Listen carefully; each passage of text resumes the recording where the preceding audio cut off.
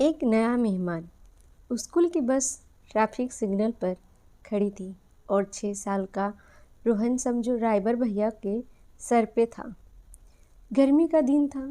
एक हाथ में लाल रंग की वाटर बोतल और दूसरे में सफ़ेद रंग की टिफ़िन। पीछे स्कूल बैग, सफ़ेद पैंट, बाहर निकली सफ़ेद शर्ट। बाल बिखरे हुए थे लेकिन आंखों में चमक। उसने कहा, ड्राइवर भैया जल्दी चलो। ड्राइवर ने रोहन की ओर देखा और मुस्कुरा दिया। बच्चा पिछले आधे घंटे में 4 बार ये बात कह चुका था। ड्राइवर ने कहा, कार्टून फिल्म मिस हो रही है क्या? रोहन ने बड़ी गंभीरता से ना कहा, इशारा करते हुए। ड्राइवर ने फिर से पूछा, टॉयलेट लगी है क्या? रोहन ने फिर से कहा, ना। ड्राइवर ने कहा, भूख लगी है? फिर से रोहन ने कहा, नहीं। फिर ऐसी क्या इमरजेंसी है भैया?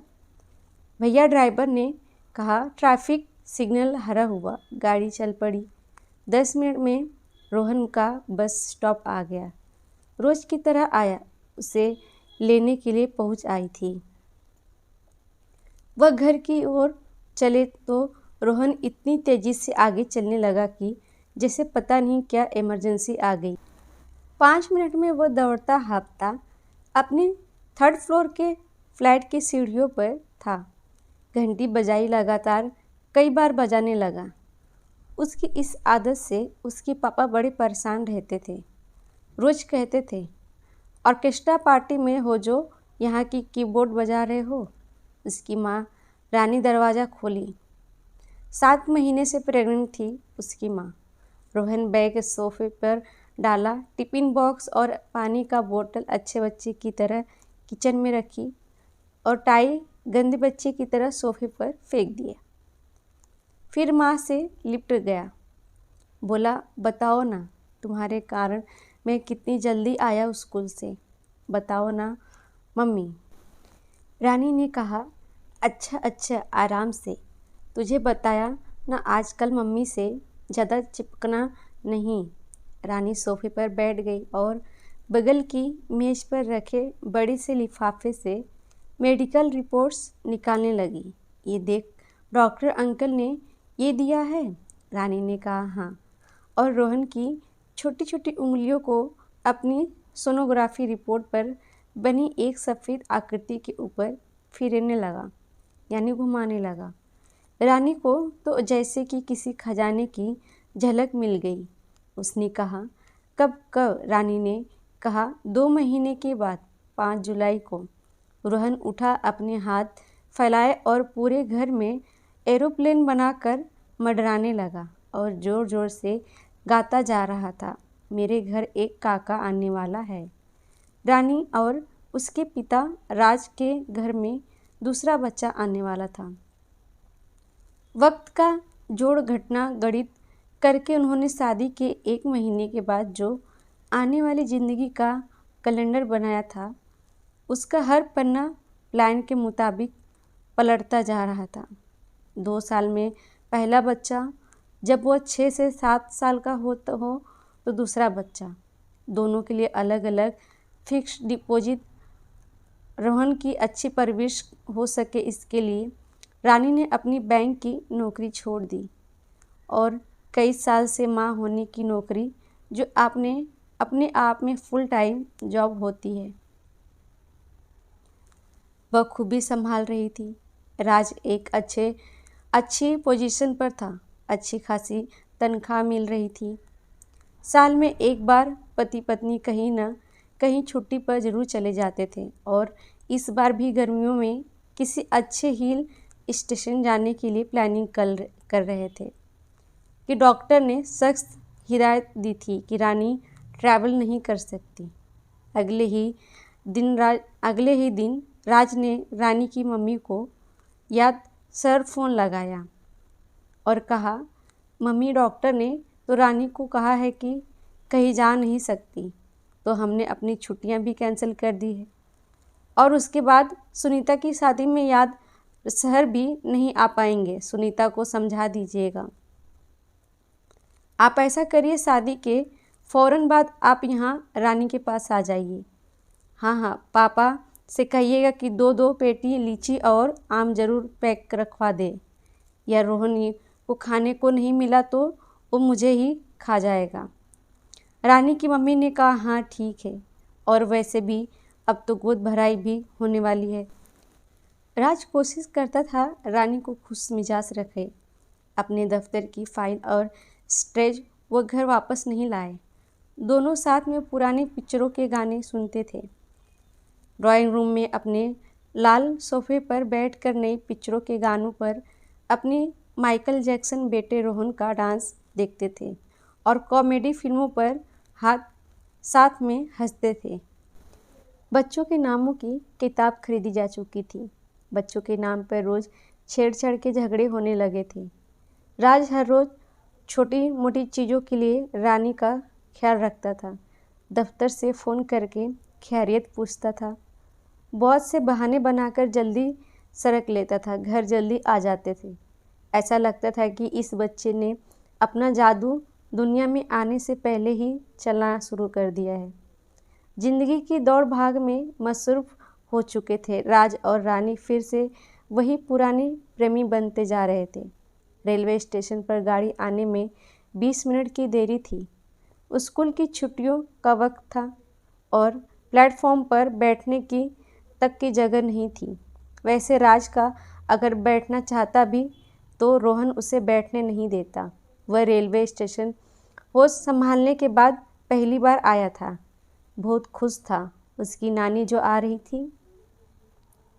राज ने रानी की मम्मी से कहा था कि वह फ़्लाइट के टिकट भेज रहा था, पर आप तो जानते हैं कि इन सब मामलों में मम्मी पापा बच्चों की सुनते ही नहीं हैं। ट्रेन आई, नानी उतरी और रोहन तो प्लेटफॉर्म पर ही चालू हो गया। हाथ फैलाकर हवाई जहाज़ बनाकर गाने जा रहा था। मेरे घर एक काका आने वाला है। रास्ते भर नानी से आने वाले बच्चे के बारे में बात करता रहा। ऐसा लग रहा था कि बच्चे की आने की खुशी माँ बाप से ज़्यादा रोहन को थी। वह तो इसके अलावा कुछ बात ही नहीं करने को तैयार था। जो उसके घर आता उससे रोहन अपना फेवरेट डिस्कशन शुरू कर देता और मौका मिलते ही अंदर के कमरे से कागज़ों का ढेर ले आता था जिसमें उसने कई सारी ड्राइंग बनाई थी। असल में रोहन ने अपनी माँ बाप से कहा रखा था कि वह आने वाले बेबी का चेहरा गेस करके रोज़ एक ड्राइंग बनाएगा। नानी हाथ मुंह धोकर उसके लिए लीची छीलने लगी थी कि रोहन ने कहा, नानी जब बेबी घर आएगा ना और मेरी इतनी सारी ड्राइंग में अपनी फ़ोटो देखेगा तो बहुत हैप्पी हो जाएगा। फिर मैं रोज़ उसे अपने साथ पार्क में खेलने के लिए ले जाऊंगा और उसको अपनी बॉल भी दूंगा। अपने साथ स्कूल ले जाऊंगा, बिल्कुल नहीं मारूंगा। ऐसा लगता था जैसे रोहन भाई साहब ही सबसे बड़ा अथॉरिटी की आने वाले बेबी के ऊपर है। रानी की माँ ने भी अपनी तैयारियां शुरू कर दी थी। वह बच्चों के लिए ऊन के मोजे बुनने लगी थी। एक छोटा सा पालना खरीद लाया था और रानी के सामने बैठकर धार्मिक कथा पढ़ने लगी थी। लेकिन रोहन ने पालने को रिजेक्ट कर दिया था। वह राज से जिद करके बेड खरीदवा लिया था। कहता था कि वह नीचे वाले बेड पर सोएगा और बेबी ऊपर वाले में। राज का अक्सर कमरे के एक कोने में बैठा चुपचाप बड़े चाव से रोहन की हरकतों को देखता रहता और सोचता था कि काश बड़े भी दुनिया को इसी मासूमियत और सरलता से देख पाते जैसे बच्चे देखते हैं। रानी की गोद भराई की तैयारी शुरू हो गई थी। उनकी तरफ गोद भराई बड़ी रस्म मानी जाती थी। प्रेगनेंसी के 7वें-8वें महीने में होती है, जिसमें माँ को ढेर सारे तोहफे और रिश्तेदार दोस्त पड़ोसी आशीर्वाद देने आते हैं। यूँ तो राज ने उसे कहा दिया था कि वह सब कुछ संभाल लेगा, पर रानी प्रोफेशनल थी। वह सच में कहूँ तो उसे भरोसा नहीं था कि उस इतने बड़े फंक्शन को उसका हस्बैंड अकेले ऑर्गेनाइज कर पाएगा। रानी ने कहा, मुझे ही कर लेने दो। दिन भर एक सोफे से बिस्तर और बिस्तर से सोफे के बीच घूमती ही तो रहती है। मुझे लगता है कि गोद भराई की तैयारियां एक बहाना ही रहा होगा रिश्तेदारों की उस फौज से बचने के लिए, जो धीरे धीरे घर पर धावा बोलने की तैयारियां कर रही थी। मम्मियाँ और भाभियाँ, चाचियाँ और फूफियाँ सब आने का मन बना रही थी। इस सब बीच रोहन बेबी पुरजोर शोर से चालू हो गया था। अब तो उसके फ्रेंड्स भी बच्चे के बारे में पूछने लगे थे। आंटी रोहन कहाँ है, बुला दीजिए प्लीज़। आंटी, बेबी घर कब आने वाला है? बेबी का नाम क्या है? अरे नाम से याद आया, नाम का महासंग्राम अभी ख़त्म नहीं हुआ था। अगर लड़का होता तो राज ने 3 नाम सेलेक्ट किया था, अरविल, आदित्य, हिमांशु। रानी ने जब से शॉर्ट लिस्ट किया था, कुछ मल्य, कौसुतुम। अच्छा, अगर लड़की होती तो रानी ने अपना फाइनल नाम एक ही सोचा लिया था, आयशा। और रानी का फैसला था कि उनकी बेटी का नाम आदित्य होगा। इन 8 नामों की लड़ाई में बेचारा रोहन पीसा जा रहा था। न जाने कितनी बार वह पर्चियों को उठा चुका था, न जाने कितनी बार वह आंखें बंद करके बड़ी सीट पर कई नामों से एक नाम पर उंगलियां रख चुका था। लेकिन हर बार मियाँ बीबी में कुछ न कुछ आरोप प्रत्यारोप में हो जाते थे और फैसला खारिज हो जाता था। ये सब करते करते गोद भराई का दिन आ गया था। घर रिश्तेदार से भरा था और औरतें ढोल मजीरे और अपनी धुन में गाने गाने लगी थी। उधर अपने कमरे में रानी तैयार हो रही थी। साड़ी नहीं छाट पा रही थी, उलझी रही थी। आखिरकार तैयार होकर ड्राइंग रूम में की ओर बढ़ी। राज को देखा, खूबसूरत लेकिन बेहद थकी हुई लग रही थी। पिछले कुछ घंटों की किचकिच में उसका ब्लड प्रेशर बढ़ गया था। बेहोश होने लगी, एक दीवार के सहारे खड़ी हो गई। फौरन रानी को अस्पताल ले जाने की ज़रूरत थी, वरना कुछ भी हो सकता। एम्बुलेंस वाले ड्राइवर से राज 3 बार कह चुका था, भैया ज़रा सा तेज चलाइए। नहीं सुन रहा था। आखिरकार राज उस पर चिल्ला गया था। बस वह था, वो बस आधे घंटे पहले तक सब कुछ ठीक था, जैसे ज़िंदगी का साफ सुथरा फ्रेम। लेकिन अचानक किस्मत ने उसका शीशा चटका दिया था। रानी बेहोश थी और जवाब नहीं दे रही थी। बड़ा अकेला महसूस कर रहा था वह। अचानक राज अफर तफरी में अस्पताल पहुंचा। उसे समझ ही नहीं आ रहा था कि रानी का ख्याल करे या दौड़कर पर्चा बनाए। खैर डॉक्टर नर्स ने आखिरकार रानी को एडमिट कर लिया। राज जाकर उसके बेड के बगल में बैठ गया, उसका हाथ थाम लिया। पहली बार रानी के इस बहादुर लड़की के चेहरे पर सिकन देखी थी। माँ बनने का सपना वह बचपन से संजोए थी। यह सपना वह खोना नहीं चाहती थी। राज ने रानी की खातिर दफ्तर से छुट्टी ली। दौड़ते हुए सब काम करता रहता था दिन भर, और उधर उधर माँ एक नन्ही सी जान राज का ध्यान बटा रही थी और प्रार्थना कर रही थी कि उसकी बेटी ठीक हो जाए। लेकिन रानी की हालत सुधार नहीं आ रही थी।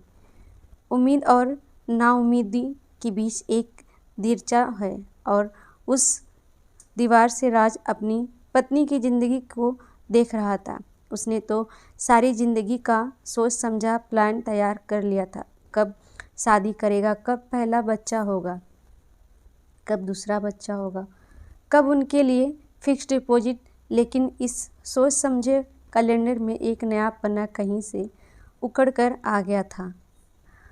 एक दिन डॉक्टर ने कहा, सॉरी, हम डिलीवरी डेट तक वेट नहीं कर सकते, हमें ऑपरेशन करके जल्दी डिलीवरी करनी होगी। 2 दिन के बाद मरीजों वाली हरी ड्रेस पहनकर रानी अपनी वार्ड से निकल गई। पहियों के वाले टैक्सी पर सवार होकर अटेंडेंट उसे लंबे कॉरिडोर में लेकर चले। राज भी साथ ही चल रहा था। नास्तिक था वह, पर आज किसी अनजाने इष्ट देवता को याद भी कर रहा था। ऑपरेशन थिएटर के बाहर उससे रुकने को कहा गया। राज एक बेंच पर बैठ गया और इंतज़ार करने लगा। बहुत देर हो गई। दूसरे ऑपरेशन थिएटर में सर्जरी खत्म हो गई और पेशेंट बाहर भी आ गया। राज बेचैन हो रहा था। अचानक डॉक्टर ऑपरेशन के बाद धुले हाथों को पोंछते हुए बाहर आया और कहा, मिस्टर राज। और राज अचानक खड़ा हो गया। डॉक्टर ने कहा, आपकी वाइफ एकदम ठीक है, लेकिन आपका बच्चा स्टिल बॉर्न बेजान पैदा हुआ है। राज और रानी की ज़िंदगी का खूबसूरत फोटो फ्रेम ज़मीन पर गिरकर टुकड़े टुकड़े हो गया था। वह बच्चा जिसका उन्हें 1 साल इंतज़ार था, वह उनकी ज़िंदगी में आने से पहले ही उन्हें अलविदा कर चला गया था। ये बात सिर्फ रानी की माँ को बताया गया था। रानी की प्राइवेट पार्ट दिन भर दोनों औरतों की सिक्कियों से भरा रहा था। राज के अंदर भी बहुत कुछ उमड़ रहा था, जैसे किसी ने तकलीफ में डूबा हुआ खंजर उसके सीने से डालकर हाथ में निकाल दिया है।